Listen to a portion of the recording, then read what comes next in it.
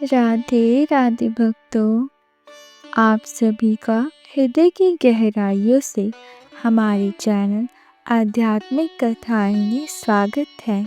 परम पावन कार्तिक मास की इस दिव्य यात्रा में हम प्रतिदिन भगवान श्री हरि विष्णु के मंगलमय चरित्रों और इस मास के अद्भुत महात्म का श्रवण कर रहे हैं।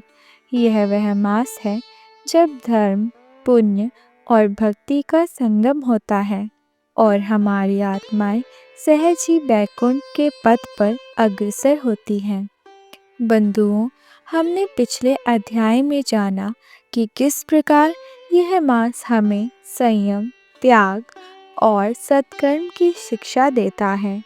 आज हम इस महात्म के 25वें अध्याय में प्रवेश करने जा रहे हैं, जो हमें परोपकार, दान और कार्तिक व्रत की अपार शक्ति का दर्शन कराता है।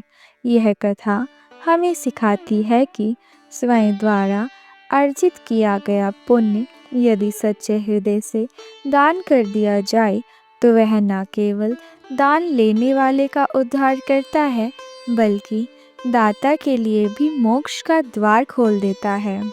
आज हम सुनेंगे धर्मदत्त नामक धर्मपरायण ब्राह्मण और एक प्रेत योनि में फंसी स्त्री की हृदय स्पर्शी कथा।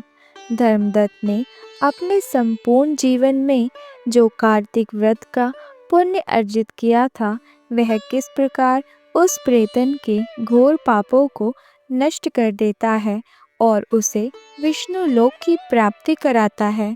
यह अध्याय इस बात का प्रमाण है कि पुण्य का दान सबसे बड़ा दान है। आइए भगवान श्री हरि के चरणों में ध्यान लगाते हुए श्रद्धा और भक्ति से भरे मन से स्कंद पुराण में वर्णित कार्तिक मास महात्म के 25वें अध्याय की अमृतमय कथा का श्रवण करें। यह कथा हमें सद्गति की राह दिखाएगी और जीवन के हर कष्ट से मुक्ति दिलाएगी। तो आइए प्रेम से बोलिए श्री कृष्ण भगवान की जय, तुलसी महारानी की जय। और चलिए शुरू करते हैं कार्तिक मास पाठ का यह 25वां अध्याय। तीर्थ में दान और व्रत आदि सत्कर्म करने से मनुष्य के पाप नष्ट हो जाते हैं, परंतु तू तो प्रेत के शरीर में है, अंत उन कर्मों को करने की अधिकारिणी नहीं है। इसीलिए मैंने जन्म से लेकर अब तक जो कार्तिक का व्रत किया है, उसके पुण्य का आधा भाग मैं तुझे देता हूँ। तू उसी से सद्गति को प्राप्त हो जाएगी। इस प्रकार कहकर धर्मदत्त ने द्वादशार मंत्र का श्रवण कराते हुए तुलसी मिश्रित जल से ज्यों ही उसका अभिषेक किया, त्यों ही उस प्रेत योनि में मुक्त होकर प्रज्वलित अग्निशिखा के समान तेजस्विनी एवं दिव्य रूप धारिणी देवी हो गई और सौंदर्य में लक्ष्मी जी की समानता करने लगी। तदंतर उसने भूमि पर दंड की भांति गिरकर ब्राह्मण देवता को प्रणाम किया और हर्षित होकर गदगद वाणी में कहा, हे दृंजयेष्ठ, आपके प्रसाद से आज मैं इस नरक से छुटकारा पा गई। मैं तो पाप के समुद्र में डूब रही थी और आप मेरे लिए नौका के समान आ गए हो। वह इस प्रकार ब्राह्मण से कह रही थी कि आकाश से एक दिव्य विमान उतरता दिखाई दिया। वह अत्यंत प्रकाशमान एवं विष्णु रूपधारी पार्षदों से युक्त था। विमान के द्वार पर खड़े हुए पुण्यशील और सुशील ने उस देवी को उठाकर श्रेष्ठ विमान पर चढ़ा लिया। तब धर्मदत्त ने बड़े आश्चर्य के साथ उस विमान को देखा और विष्णु रूपधारी पार्षदों को देखकर साष्टांग प्रणाम किया। पुण्यशील और सुशील ने प्रणाम करने वाले ब्राह्मण को उठाया और उसकी सराहना करते हुए कहा, हे दीनश्रेष्ठ, तुम्हें साधुवाद है क्योंकि तुम सदैव भगवान विष्णु के भजन में तत्पर रहते हो, दीनों पर दया करते हो, स्वज्ञ हो तथा भगवान विष्णु के व्रत का पालन करते हो। तुमने बचपन से लेकर अब तक जो कार्तिक व्रत का अनुष्ठान किया है, उसके आधे भाग का दान देने से तुम्हें दूना पुण्य प्राप्त है और सैकड़ों जन्मों के पाप नष्ट हो गए हैं। अब यह वैकुंठ धाम में ले जाई जा रही है। तुम भी इस जन्म के अंत में अपनी दोनों स्त्रियों के साथ भगवान विष्णु के वैकुंठ धाम में जाओगे और मुक्ति प्राप्त करोगे। धर्मदत्त, जिन्होंने तुम्हारे समान भक्ति पूर्वक भगवान विष्णु की आराधना की है, वे धन्य हैं और कृतकृत्य हैं।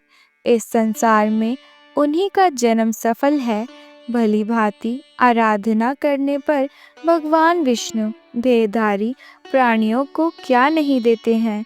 उन्होंने ही उत्तापाद में पुत्र को पूर्व काल में ध्रुव पद पर स्थापित किया था। उनके नामों का स्मरण करने मात्र से समस्त जीव सद्गति को प्राप्त होते हैं। पूर्व काल में ग्रहग्रस्त गजराज उन्हीं के नामों का स्मरण करने से मुक्त हुआ था। तुमने जन्म से लेकर जो भगवान विष्णु को संतुष्ट करने वाले कार्तिक व्रत का अनुष्ठान किया है, उससे बढ़कर ना यज्ञ है, ना दान है और ना ही तीर्थ है। तुम धन्य हो, क्योंकि तुमने जगदुर भगवान विष्णु को प्रसन्न करने वाला कार्तिक व्रत किया है, जिसके आधे भाग के फल को पाकर यह स्त्री हमारे साथ भगवान लोक को जा रही है। प्रिय भक्तों, यह थी कार्तिक मास महात्म्य के 25वें अध्याय की अलौकिक कथा। इस अध्याय को सुनकर हमने देखा कि किस प्रकार धर्मदत्त ब्राह्मण के कार्तिक व्रत के आधे पुण्य दान ने एक प्रेतनी को उसके भयानक पापों और प्रेत योनि के बंधन से मुक्त कर दिया और उसे भगवान के दिव्य विमान द्वारा विष्णु लोक की प्राप्ति हुई। इस कथा का सार यही है कि कार्तिक मास में किए गए स्नान, दान, दीपदान और व्रत का पुण्य इतना विशाल है कि वह न केवल स्वयं का कल्याण करता है, बल्कि दूसरों को भी भवसागर से पार उतारने की शक्ति रखता है। धर्मदत्त का परिचय हमें सिखाता है कि दीनों और दुखियों पर दया करना तथा अपने सत्कर्मों का फल परोपकार के लिए उपयोग करना ही सच्चा धर्म है। हमें भी यथाशक्ति दान पुण्य करना चाहिए। हे भक्तजनों, इस कथा के श्रवण से जो भी पुण्य हमें प्राप्त हुआ है, वह भगवान श्री हरि विष्णु के चरणों में समर्पित हो। यह हम प्रार्थना करते हैं कि जिस प्रकार धर्मदत्त ने इस कथा के श्रवण से जो भी पुण्य हमें प्राप्त हुआ है, वह भगवान श्री हरि के चरणों को समर्पित हो। हम प्रार्थना करते हैं कि जिस प्रकार धर्मदत्त ने प्रेतनी का उद्धार किया, उसी प्रकार भगवान हमारे जीवन के सभी पापों, कष्टों और दुखों को दूर करें और हमें सद्गति प्रदान करें। अगले अध्याय में हम कार्तिक मास की महिमा की एक और प्रेरणादायक गाथा का श्रवण करेंगे। तब तक आप कार्तिक मास के नियमों का पालन करते रहें, भगवान के नामों का स्मरण करें और तुलसी महारानी की सेवा में लगे रहें।